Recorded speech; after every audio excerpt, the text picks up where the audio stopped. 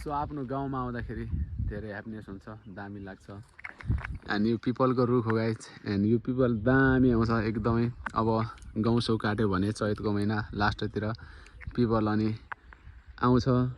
अहिले चाहिँ झरिरहेछ अब। सो पिपल आयो भने खतरा झर्छ, खतरा खानु मजा आउँछ पिपल यो। एन्ड सो गाउँसौँ पाक्दैछन् पाहाडतिरको हरियाली छ गाउँ एकदम। पुरा यो खेत गाउँको है, धानुगाडा डोटी पूर्वी चौकी वडा नम्बर 5 को। यहाँदेखि पुरा खेतहरू उता पनि छन्, फेरि उता पनि छन्। अनि यो पाहाडीको गाउँ साइजगढ, यो हाम्रै गाउँ हो, पाल्लेगडा भन्छौँ। यहाँनिर पनि घरहरू छन्, यहाँ बस्छन्। एन्ड सो उतातिर चैगोठ, यो गाउँ चैगोठ।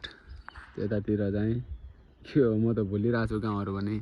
अनि यो पाडा गाउँ, यो डुम्री छ, यहाँनिर डुम्रीको स्कुल थियो।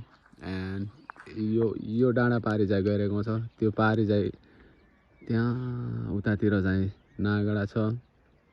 गाउँहरू धेरै छन् यतातिर। अनि उतातिर चाहिँ फ्लोट भयो, यहाँबाट चाहिँ हामी धनगढ त्यहाँ जान्छौँ। सो हामी गइरहेको छौँ अहिले चाहिँ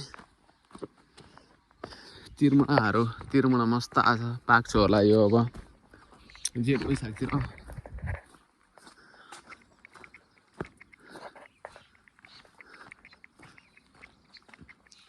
उतातिर गोलथली खेत, यहाँ चाहिँ हामी धान अब गहुँ पाक्यो भने काट्न आउँछौँ।